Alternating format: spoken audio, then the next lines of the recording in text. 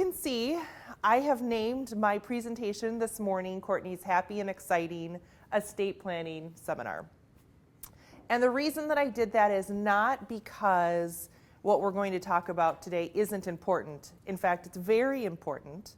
But I just wanted to give a reminder to anyone who may be hesitant to talk about estate planning that it doesn't have to be sad or depressing or morbid or anything like that. It can be exciting. And the reason that it can be exciting, or the reason that I find it so exciting, is because it's really an effort to help you take control of your lives and also of your deaths. It's a way of making sure that you can protect your family members and your money, and that you can help your family members in a time when they're going to be struggling to know what you would like them to do.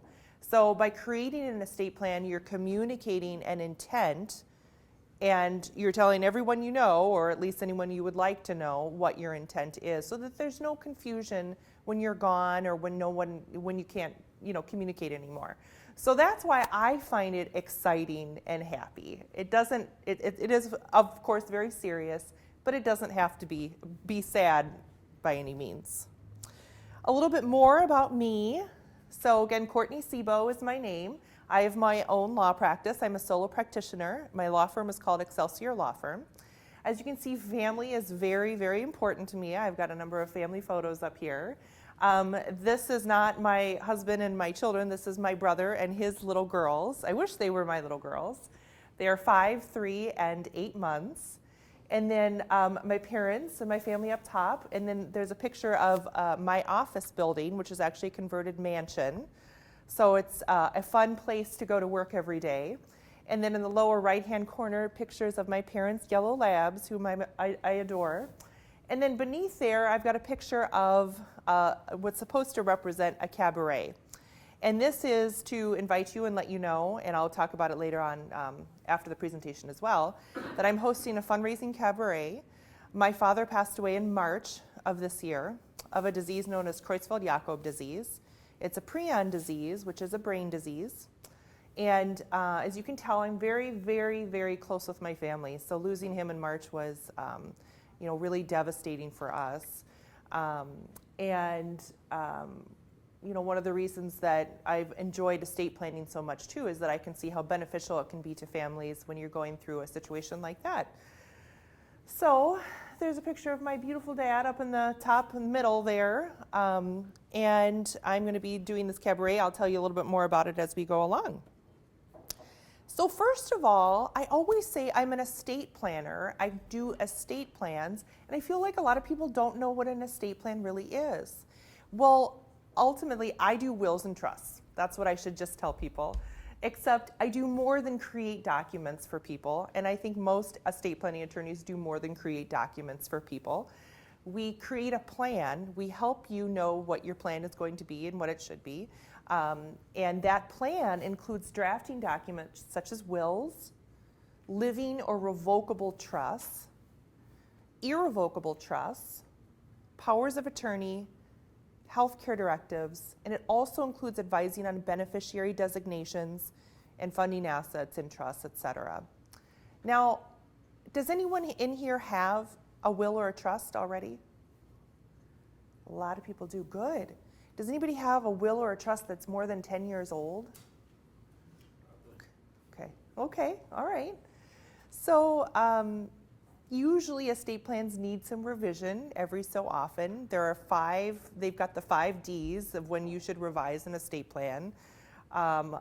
Divorce, dependent, so if you have a child, a decade, death of a spouse, and then there's a 5th D, which I can never remember.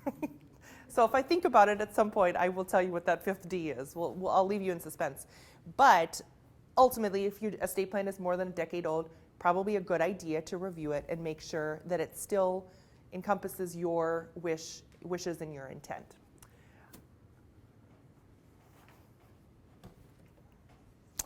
Who needs an estate plan?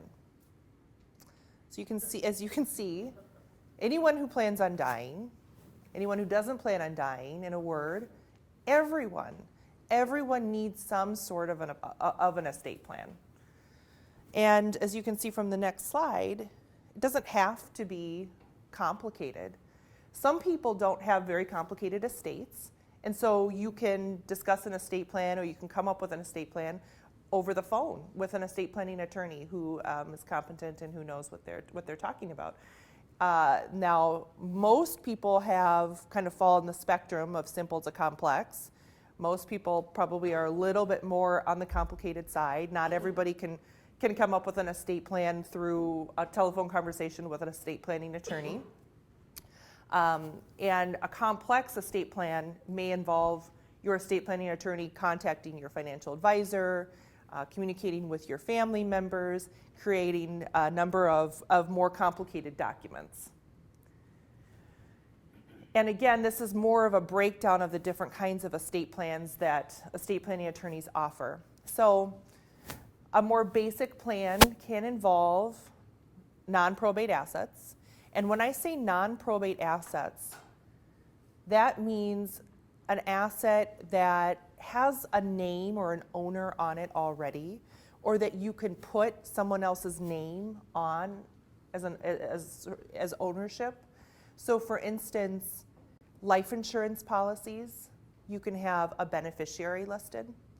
Certain retirement assets, 401ks, IRAs. Have you ever gone to a financial advisor and they've asked, okay, who should your beneficiaries be? Who would you like to name? You've got to provide their date of birth and their social security numbers and who knows all of that. So you've got to then contact your family members.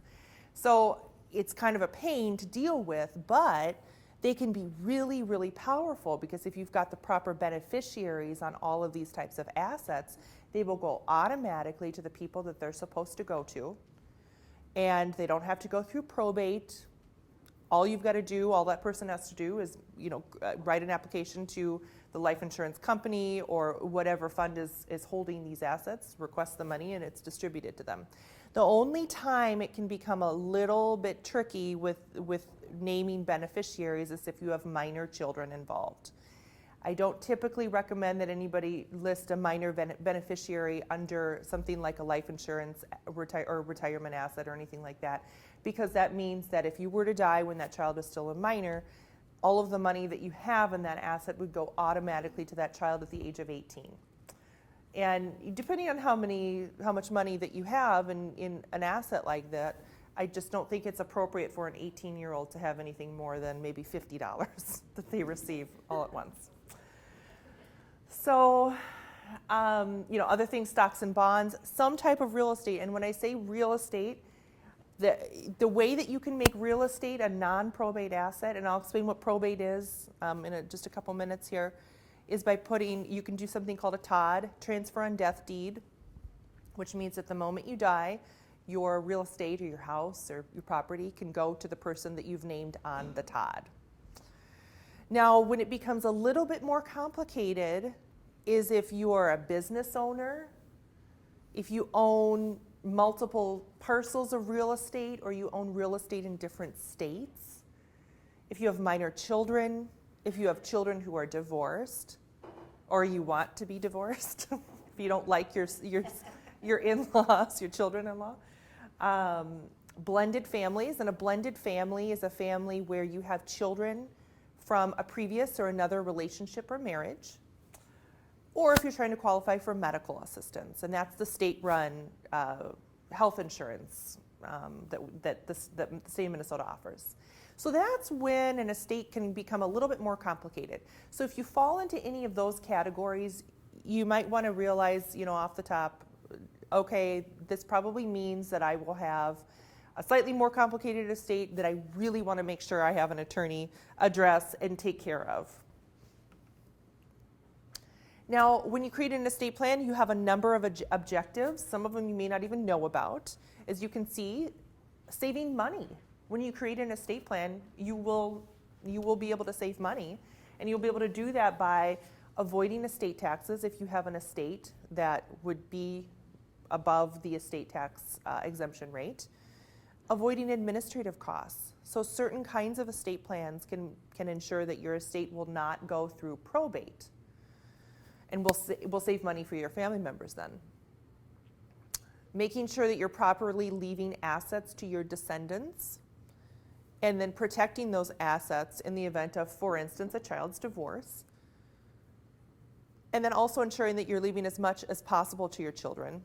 And then, of course, there is the option, which I usually highly recommend, of donating to a charity, because it's a huge tax savings, and depending on what sort of an estate you have, you may have enough money that you don't want to provide for your children. You don't want to leave them a lot of money, because then they may never work again. So, as we discussed earlier, an estate plan includes documents like a will or a trust, revocable or irrevocable, healthcare directives, and powers of attorney. So to start with, what is a will? Will, otherwise known as a last will and testament, is a document that communicates a person's intent regarding distribution of the person's assets after the person is gone. And basically, a will is a document that communicates to anyone who reads it after you've passed. A will is only effective when you die. Communicates what you would like people to know. So you would communicate, this is how I would like my descendants to receive my assets. This is why I would like them to receive them in this way. This is when I wouldn't want them to receive them. And it basically names all of the important people in your life, and it's a document that a court then will read, or a referee will read, in order to determine what you truly wanted. Now, a will needs to be probated in probate court. So if you've heard the word probate or probate court, and I think I've actually got a slide on this. So probate refers to the probate court, and when you pass, you have a will, or if you don't have a will, your assets will go through what's called the probate court of the county in which you were residing at the time of your death, or in which you own property. Now, some probate courts are a little bit easier to navigate, and some are a little bit more difficult. Typically, when I appear in probate court, because I do a fair amount of probate work as well, some counties are a little bit more efficient than others. Typically, some of the smaller but closely, like the first ring, I think they call them suburbs of the Twin Cities, tend to have a lot of probate matters because they haven't quite reached that point where they can have a specific court, directed only for probate matters. And so a lot of times there will be what's called a cattle call. And so you'll have to wait in line for your case to be called. You'll be at court for several hours. And then some of the other counties, Hennepin and Ramsey, some of the larger counties, usually it's a little bit more efficient, although there are more people in that county. So probate court hearings can sometimes last upwards of a couple hours. So what the probate court does is read and interpret any estate planning documents that you have. So a will, it doesn't have to be a trust because a trust will avoid probate, but any other document that is going to help the court determine what your intent was before you passed. So of course the way in which a will is drafted is crucial in helping a probate court determine how to interpret your intent. Some counties, like Hennepin County, have referees, and with certain kinds of probate cases, it doesn't have to be a formal proceeding. But as you can tell, suffice to say, I'm not going to get too much into probate, but suffice to say, there can be some added expense when you have a will, or if you don't have a will, and your estate needs to be probated. So a lot of people talk about avoiding probate, and this is kind of the reason that they talk about wanting to avoid probate. It's because usually you have to hire an attorney. That attorney has to spend a couple hours to draft some documents, and maybe even a couple more hours on doing other things, making sure that you've got, that everything is that they know everything, all of your assets and where they're supposed to go. And then, of course, appearing in probate court, waiting to be heard, submitting documents to the court, etc., and communicating with other people. So as you can see, this is the reason that a lot of people like to avoid probate. Because if you're going to pay an attorney to go through that whole process, it could end up costing your estate upwards of $2,000 or $3,000. So there are a lot of people who talk about, wanting to avoid probate. And this is the reason because, as I just explained, it can be a hassle. So in order to avoid probate, what you will do is you'll want to make sure that you've got proper beneficiary designations. As we talked about earlier, things like life insurance policies, retirement assets, making sure you've got the right people named on all of those forms. And then also talking to an attorney about a living trust. It's also known as a revocable trust or inter vivos trust. And making sure that you've got either a trust or those non-probate assets all taken care of can make sure that your estate entirely avoids probate. So if you are very interested in making sure your estate is not in the probate court, you can do these things. Another reason people like to avoid probate is because it is a public forum. Of course, in the United States, we value openness and transparency, and we have strongly held values regarding court and how it should be an open forum and accessible to the public. And with that then comes the fact that if you have an estate that is going through the probate court, your neighbors could go to the courthouse and request your probate documents and see how much you've left or how much you're going to be giving to your children or who you're going to be giving it to. And also, when your estate goes through probate, it is opened up to creditors' claims. So if there's anybody who you owe money to, an organization or a person, they have an opportunity to then go after those assets. So again, just a few more reasons as to why people like to avoid probate and how to do so. Has anybody in here heard of people talking about living trusts? Have you heard? Do you have friends who talk about, oh, I have a trust? Yeah. Some people talk a lot about, they don't know why a trust is so important, but they know that it's important, and they're happy to have one, and they tell everybody else that they should have one too. So, and again, this is why, because a trust will avoid probate. It'll avoid all of those reasons for having to go through the probate court. So the benefits, there are benefits and drawbacks to a trust, of course. And of course, the number one benefit is the avoidance of probate. That's why so many people draft a trust. Also, number two, the potential protection from creditor claims. You don't have a period of time where you've got to open up your probate to creditors. There's privacy. Nobody can go to the probate court and ask, oh, what did Gary leave to his family members? How much is he leaving? How many assets does he have?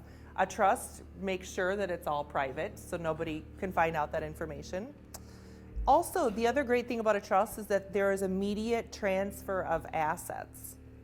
So you don't have to wait several months to get through probate, because when you start a probate, you're not going to get a hearing for a couple months, and then you've got to wait 4 months, a 4-month statutory period for creditors to make claims.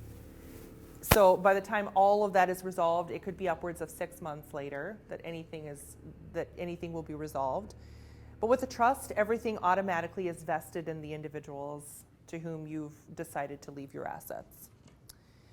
And then there are some people who like to use corporate trustees, and usually I recommend corporate trustees if you feel like you've got a trust and it's going to be too overwhelming for a friend or a child to administer that trust. Maybe you're afraid there's going to be some conflict. A corporate trustee is a really great option. And I've got a note here. It says fees are the same as investment fees, and I should clarify something. Not every corporate trustee has similar fees to investment fees, so a Wells Fargo probably isn't going to have, their fees will probably be higher. Now, a company like TrustPoint, and I think some of you might know Julie in the room here, she works for TrustPoint.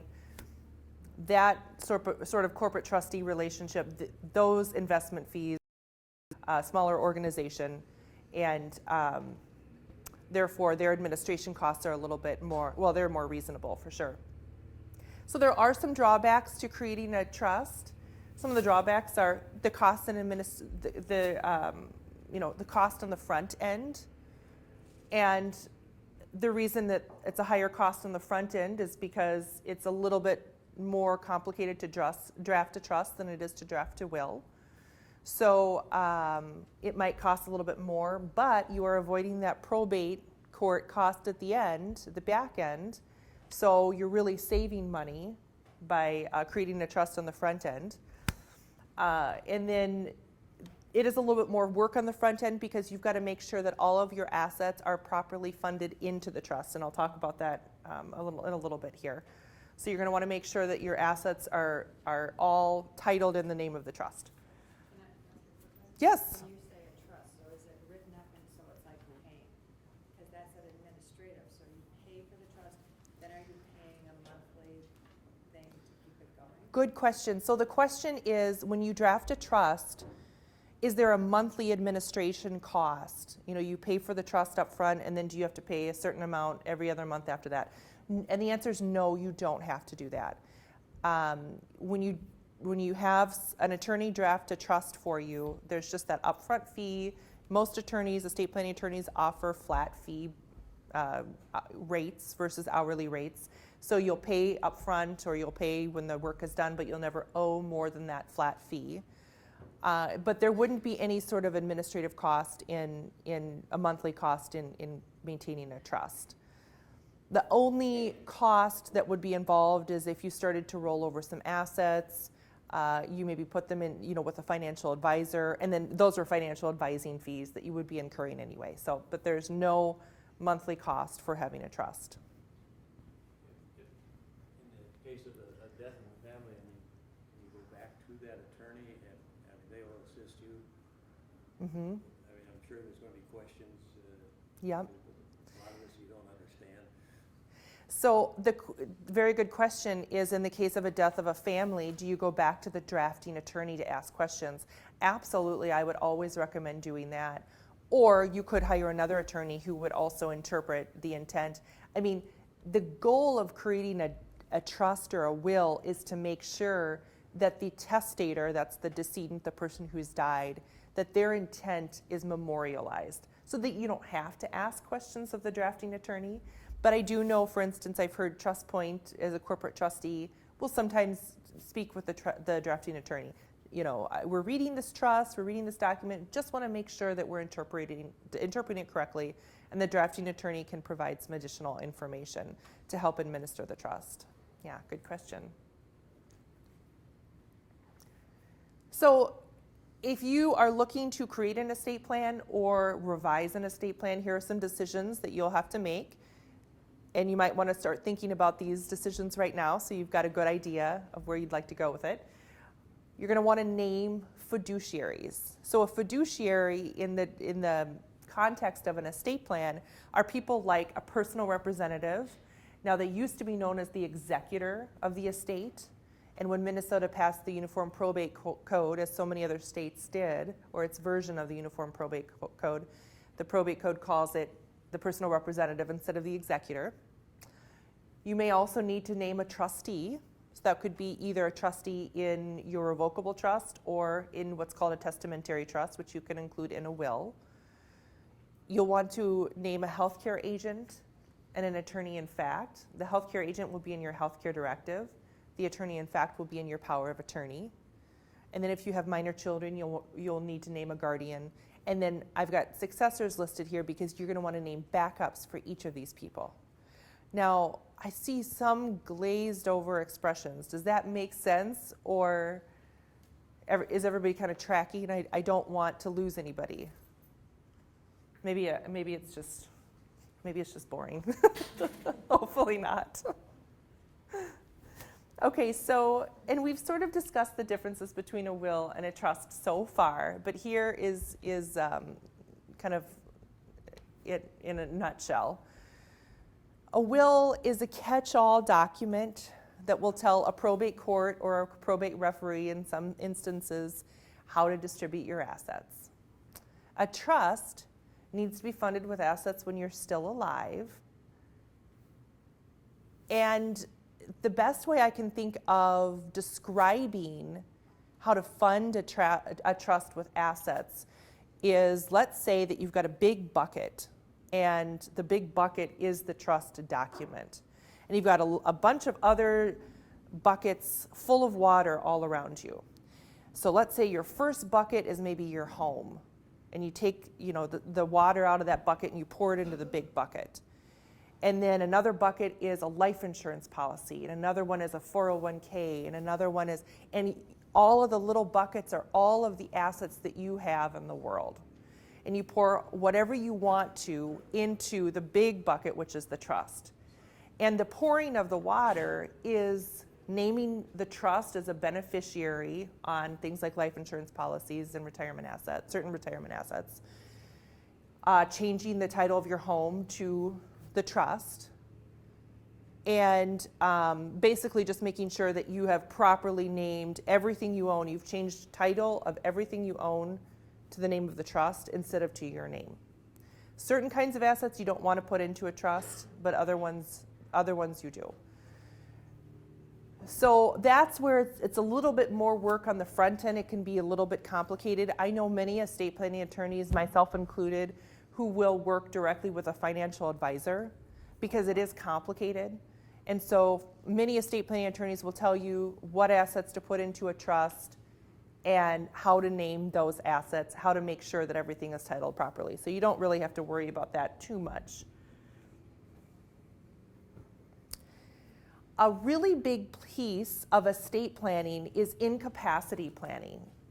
And incapacity planning is in the event that you're ever in a state where you can't communicate with somebody. And an important piece of incapacity planning is the healthcare directive. So this was formerly known as a living will. Many hospitals refer to it as an advanced medical directive. And it's interesting because if you get an advanced medical directive form from a hospital, it will probably be different from the form an attorney drafts for you, because the suggested form for the healthcare directive pursuant to the Minnesota legislature, which is in the statutes book, is far different from what hospitals will typically hand out to individuals. The only remedy I can think of for that is to speak with a knowledgeable estate planning attorney who knows about those differences and who can sort of compensate for those differences. I still use the suggested form by the legislature because the Minnesota legislature got together. They have recommended that we use this form, and this is the form that I draft for everybody. But I try to incorporate what a lot of other hospitals and clinics and health and advanced medical directives include in their documentation into my documentation. So, yes? Is that similar then by state? So if you spend part of the year in, whatever, Arizona, will that same directive apply in Arizona? So the question is, if you spend time in other states and you've got a Minnesota healthcare directive, will that healthcare directive apply in the other state in which you're spending time? Yeah, I think it will. I don't think there's a need to draft a healthcare directive in both states. There is a need to potentially draft wills and trusts in different states. But specifically as far as a healthcare directive goes, I think that's something that they would certainly take into consideration when making healthcare decisions. And if you have a Minnesota healthcare directive, you could use it in another state. And the reason that I say that is because it will contain very important information that a healthcare provider will definitely want to have. And you can get as specific as you want to in the healthcare directive. You can put, the benefit of having a diagnosis is you can say, well, I probably know what's going to happen here, and I am going to draft very specific language so I know what I want to have done. I read a really beautiful healthcare directive once that was drafted by a woman who had breast cancer, and I think she's still alive actually, but it was really, the language was beautiful, and it wasn't particularly medical language. She did include her preferences relating to medical care, but she also included a message relating to her values. And regardless of whether whatever your religious affiliation is, or if you have a religious affiliation, I think you can still appreciate some of these value statements. And for instance, she said, I have a very close relationship with God. When I see the light, I won't be afraid. I feel like I'm going home. And she went on and on about how comfortable she felt about death. and how it didn't frighten her. And I thought, what a wonderful thing to read. You know, if you're in that situation, you're a child or you're a sibling or a friend of someone who is going through this process, it would be really wonderful to read a document like that and to know their feelings about death. And to, you know, if you needed to make some hard decisions about their health care, you could kind of calm yourself down and realize, okay, this is what they wanted. You know, for my own experience with my father, we knew exactly what he wanted and what he was looking for. And he said, I'm out of here. I don't want to sit around and lay in bed and not be able to do anything or eat or do whatever. He loved food. So I think when he stopped being able to eat, he was like, yeah, don't prolong this at all. So, and that was really comforting for us to be able to communicate and to know what his wishes were, because then we didn't have to feel guilty. Oh, would he have wanted this? I don't know. So healthcare directives are vitally important documents for families, and in fact, they've done studies that say that families grieve better when you have a healthcare directive. I guess there's a county in Wisconsin that they made it like their mission to make sure everybody had healthcare directives. I think 95% of the population has healthcare directives in that county in Wisconsin. They've got the lowest healthcare costs in the country. I'm not saying that healthcare cost is the be-all, end-all, but I'm saying, you know, there might be an interesting correlation there. So I think this is a really, really important document. And it is a oh, yes.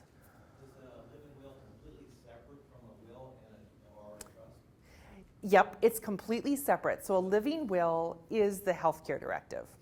Yep, so they're totally separate documents.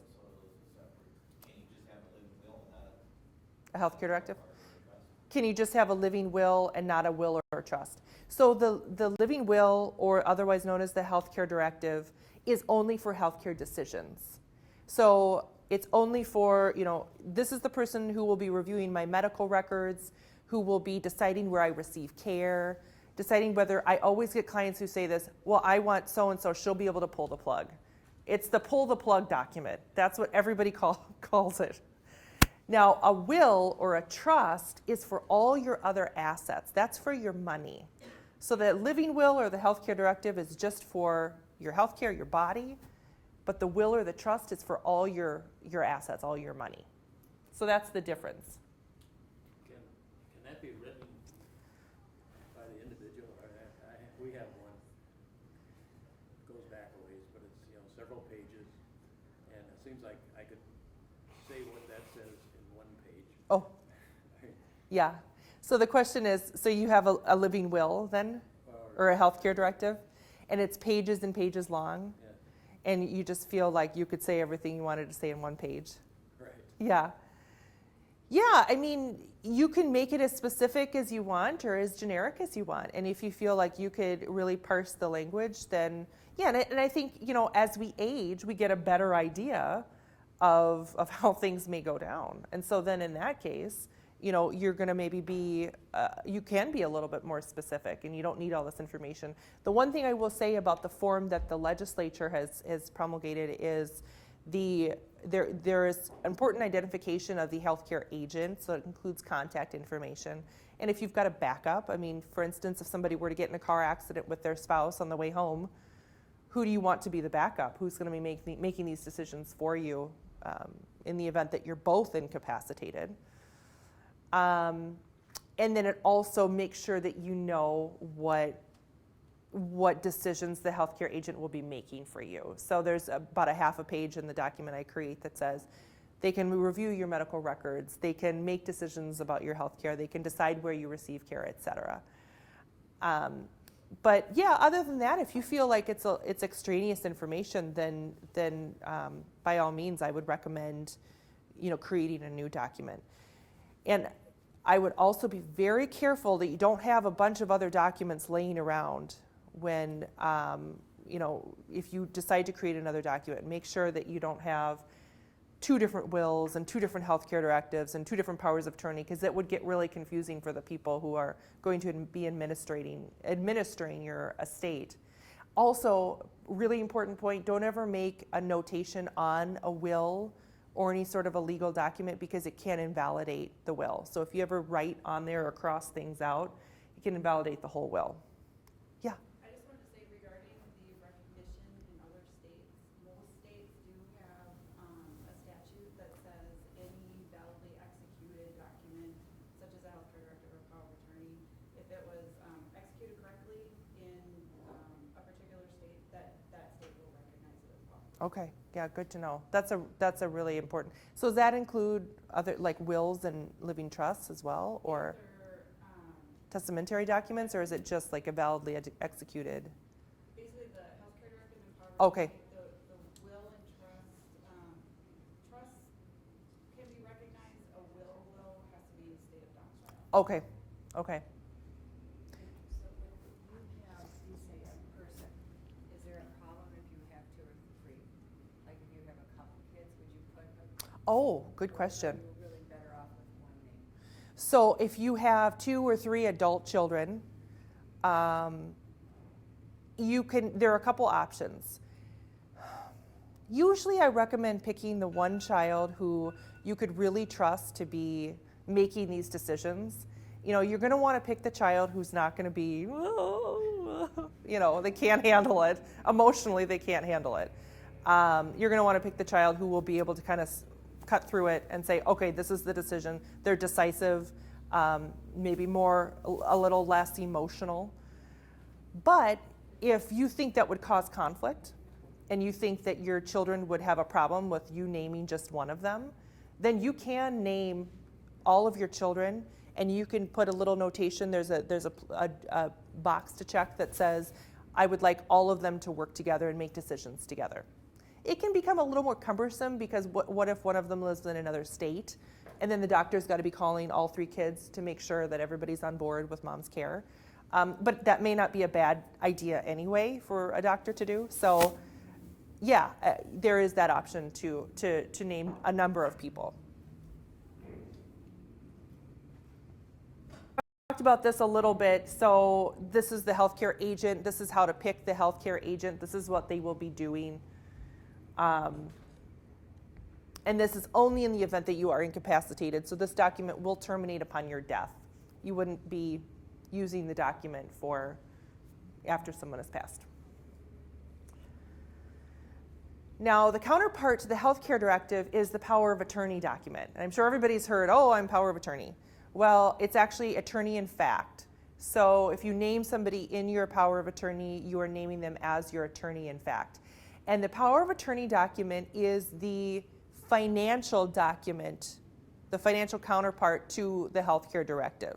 So this is the person you'll be naming to make financial decisions on your behalf in the event that you are incapacitated. And again, this document terminates with your death as well.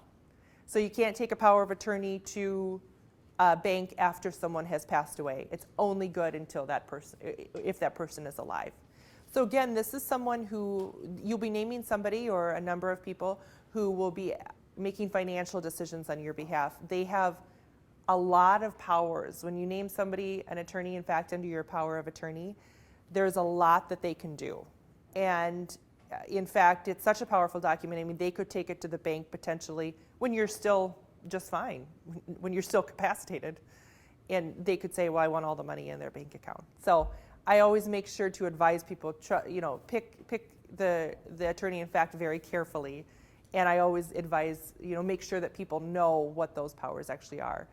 And if you are ever incapacitated, they have the ability to sell real estate, to make transactions, to collect money, to pay money, to access your accounts.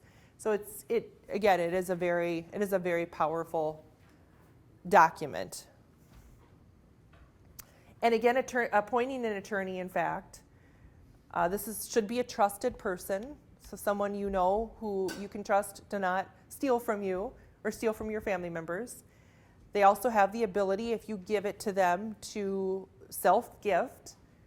So in the circumstance that perhaps you're incapacitated for several months and you can't do anything on your own and you need somebody to be managing your affairs when you're in that state, this is the person who would be able to manage your affairs. And let's say that it's so burdensome for them to manage your affairs that they've got to take time off of work and they've lost all this money, maybe they lose their jobs, so they could compensate themselves from your estate for the work that they are doing.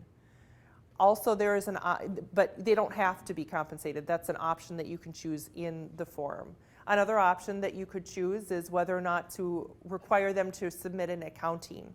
So you could say, I want them to submit an accounting to anybody who requests one every month, every quarter, every year. I mean, that's why we have the healthcare directive, so that you're not incapacitated for too terribly long. But, you know, so meaning that you wouldn't want to have to require somebody to make an annual accounting, because that's not really the purpose of these documents. And then now we're going to get into, does anybody have any questions about healthcare directives, powers of attorney, before we start talking about charitable donations? Who in the, like, our doctor, you know, wanted the copy of it. Mm-hmm. I think the hospital has a copy of it. Is there somebody in those offices that you should talk to if you wanted to make changes, or?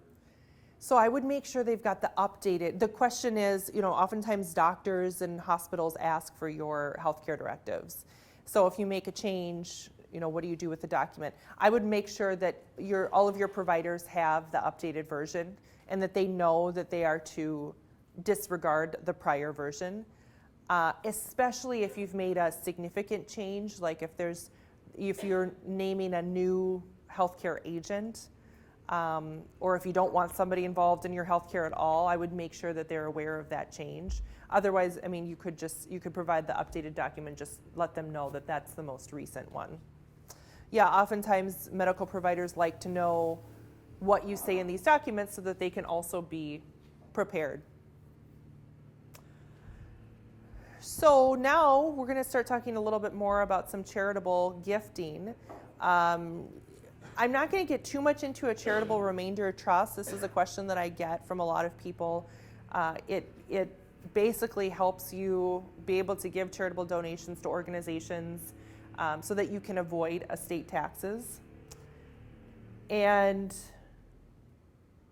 speaking of estate taxes, I probably should have put this in an earlier slide, but just so everybody knows, if you have an estate, if you die in Minnesota with an estate that exceeds $1.6 million in 2016, next year it's going up to $1.8 million. And in 2018, it'll be $2 million. If you die with an estate that exceeds that amount, then anything that exceeds that amount will be taxed at the estate tax rate in Minnesota. So Minnesota has an estate tax. Not every state does. In fact, Wisconsin does not. As you can see, the federal estate tax is much higher, or the exemption starts at a much higher rate. So it's $5.45 million in 2016. Now, President-elect Trump has discussed possibly repealing the estate tax. I don't know if that will actually happen. From what I've heard, the United States government doesn't get a lot of revenue from federal estate taxes anyway, because most people plan their estates in such a way that they can avoid the estate taxes. And who knows, in 8 years or 4 years when he's gone, they may, I mean, who knows? I don't even, don't want to make any promises.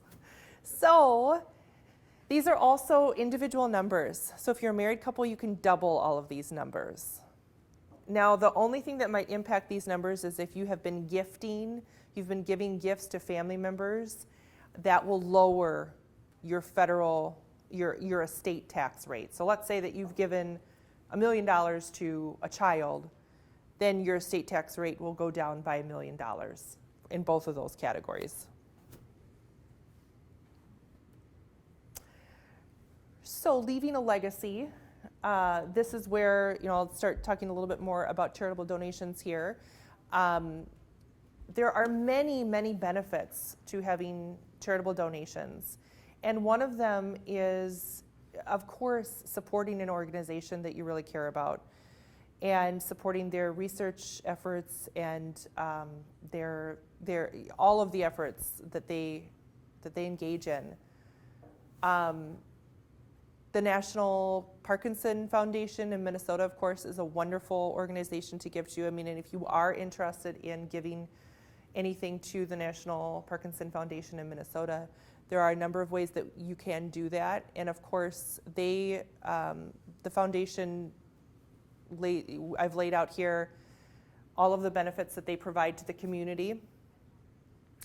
And one of the great things about donating to a charity, of course, is that you will potentially avoid estate taxes if your estate is at the point where you're kind of reaching that exemption limit, that exemption number. Also, you basically take that chunk of money out. So if you're leaving $20,000 to a charity or $500,000 to a charity, that money goes out of your estate so that you never exceed that estate tax exemption rate. Also, I think it's important for people to take a good hard look at your finances, at your assets, and determine what you really would like to be providing to your descendants, to your children or your grandchildren. If you have amassed, some resources and some assets, I think it's important to realize that perhaps your children may not need everything that you've left. Or maybe you don't have children. Or maybe you don't have a spouse. And I actually have some clients I've got a single client who has significant assets. He's never been married, he has no children. And he is interested in leaving all of his assets to his sister, but he doesn't like his brother-in-law. So in that case, there may not really be any need for him to leave so much money that he would basically be supporting her and his brother-in-law and their entire family for the rest of their lives. And in that case, charitable donations are extremely valuable because, of course, you're leaving it to a charity that truly needs the money. And you are creating a benefit for your estate as well. At this point, I have concluded my presentation, so I'd love to open it up to questions. Yes? How can we, with Parkinson's, prevent our spouses from Becoming impoverished? So how can you prevent your spouses from becoming impoverished? Yes. So, Extended nursing care. through extended nursing care. Okay, that's an excellent question. There are a variety of methods. I think speaking with an estate planning attorney, talking about your specific assets and your specific situation is probably the best way of doing it. You want to make sure you're not going to be inheriting any assets accidentally, or that you don't have any assets that will be unprotected, at the time of your passing. For instance, I ran across a very interesting situation where a client, it was a friend of mine. She's in her 60s. She's got 8 siblings. Her parents were still alive, and one of her siblings died. And he died in Wisconsin. He died without a will. He died without a wife or any children. And he had this home and a classic car collection. And he had always said, I want my nephew to have my classic car collection. Well, he never had a will, and he never wrote it down, so nobody knew that that's what he really wanted. So under the laws of intestacy in Wisconsin, and the laws of intestacy mean if you die without a will or any other document, everything goes to your parents. So his parents were in their 80s at the time, so they inherited a home and a classic car collection. Well, the father passed away, and then the mother had Alzheimer's, and then all of his assets, along with her assets, began to be depleted because of her long-term care costs. So it is a very real problem and situation.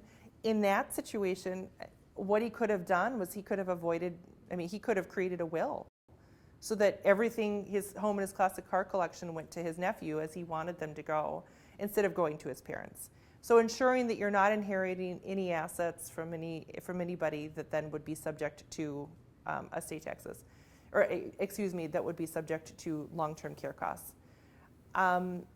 Short of that, you can create a trust which will provide resources for your spouse. Trusts don't often information. It would probably be difficult to give any sort of advice, but I would recommend speaking with an attorney, and they can walk through your assets and make sure that they're protected in any way that they can be. Yes? What about divorce? Protecting your assets in a divorce? I mean, divorcing your spouse, if you're sick, you divorce your spouse. Oh. And then you live in a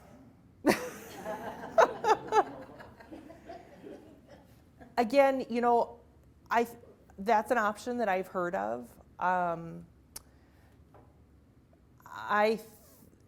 So certain kinds, like for instance, for medical assistance, if you take any sort of an action that medical assistance deems to be trying to avoid any liability or responsibility to medical assistance, they will still come after that money. Now, I don't know about long-term care, you know, hospital providers, medical providers, anything like that, if there would be a means of trying to access that money even through a divorce. Again, I think that's something I'd probably have to know the specifics about the assets that you have and whether or not they can be protected and how they can be protected. But I would, I would definitely consult with an attorney before considering, you know, divorce in order to protect assets, because it may not be necessary. Yes? Do you know if long-term care insurance can be purchased? We don't have it already, we have Parkinson's? If you have Parkinson's and can you purchase long-term care insurance? You know, I'm not sure if having a diagnosis disqualifies anybody from having long-term care insurance. It does. Okay. Yeah. So no. Your premiums would probably be astronomical anyway. I mean, I think as you reach a certain age anyway, long-term care insurance becomes a lot harder to get at a reasonable price. So. One strategy for, is to use that charitable remainder trust as it's a trust that you can set up to pay someone income until they die, and then the remainder goes to charity. And so oftentimes people with chronic disease look to using that as one strategy in their estate, because you don't end up having very many strategies. So that's, that charitable remainder trust would be something, if you have enough assets in your estate, that you might want to take a look at and structure your assets for your spouse or kids or whatever that way. Excellent point. So talking about the benefits of a charitable remainder trust. And a charitable remainder trust can be very useful depending on the types of assets that you have. That's certainly, very good point, a great tool to use and to consider if you have the types of assets that would qualify for it. Yes? Along the same lines, what if you have two single people, who one has Parkinson's, one to get married? Mm-hmm. Would you have, and they each have their own assets from previous lives, the whole thing. Would you set up individual trusts, and would those hold if there were a marriage? So the question is, you have two single people who have assets from prior lives, and if they wanted to marry, so if you created two trusts, if they wanted to marry, how that would work if you would create one trust. So typically I recommend creating an estate plan. Any time is a good time to create an estate plan. But if you do marry, you'll want to have that estate plan reviewed and make sure that it is still in keeping with your prior situation. Now, I don't, and Julie and I have had this discussion a number of times with a number of other estate planning colleagues about joint trusts. Typically, I usually do recommend single trusts for individuals. And it's pretty rare that a joint trust would ever be used. There can be some benefits to it, but I think for the most part it would be one trust per person. Would that protect, if there was a marriage and one needed more health care, Mm-hmm. would that protect those premarital assets of the other individual? Mm-hmm. So the question is, if there is then a marriage, does a trust protect premarital assets? I don't know if protect is the right word, but it certainly delineates what the premarital assets are. And I think that that's what's so helpful with a trust. When you're thinking about either a divorce or a marriage, the nicer assets, you're saying, this is all mine, this is all his or hers. And then at that point, you know what each person is coming into the marriage with. And you're working with an attorney, so you're ensuring that you're not missing anything. So as far as then marrying and then worrying about certain assets being able to, long-term care costs being attributable to the other assets, I think that might provide some protection. Although there are I know that there's a statute that says that a spouse is responsible for another spouse's medical bills, so it gets a little complicated. But working with an attorney, I think, it's a really great option for being able to attain whatever protections you can. And then also with the charitable remainder trust as an option as well. Yes? Courtney, I just want to answer your question. No, the trust will not protect the assets if you marry. And if you have assets in a trust, whether it's revocable or irrevocable upon your marriage, and you want and you expect that they will be protected from medical assistance, they will not. So medical assistance can get into a revocable trust and they can get into an irrevocable trust. So I would be telling you, don't get married. So, And we have a lot of clients who have a religious ceremony, but do not go to the state to get their marriage license. Right, a commitment ceremony? A commitment ceremony, but the trusts are not gonna help you. no, that's fine. And the one clarifying point I would make is medical assistance is the state medical assistance insurance that you can get through the state. Not everybody wants to qualify for medical assistance. Long-term care is sort of the other option. So either private or public. Yeah, I mean, I think that there are some definite concerns with marriage and creating that sort of liability for the other spouse. Yes? One of my issues is that one of my children, these are adult children, one of my children is multiply handicapped and on medical assistance and living in a protected retirement. And the other of my children is also on medical assistance and very poor. And so my plan, and I was told there was a way I could do it, you're making me nervous, was to do my will in such a way that it was some kind of trust that would give them some extra money when they needed it, but would not eliminate their eligibility Right. for the services that they It's get. probably called a supplemental needs trust. Some people call it a special needs trust. So, and that is an option for anyone who has a child or a loved one who has significant disabilities and they are qualifying for government assistance. You can have drafted what is called a supplemental needs trust, but a lot of people call them special needs trust. That's sort of the national literature, what they reference it as. And the supplemental needs trust provides an income for that individual so that it does not disqualify them from the government assistance that they are receiving, that they are qualified to receive. So that is yes, another option. Yes? You were speaking to the healthcare directive, and they used the example where there are multiple siblings and involving them all. Mhm. Did they all have to agree before a decision's made then, or do you have it written that it's, this child or this child or this child versus and this person?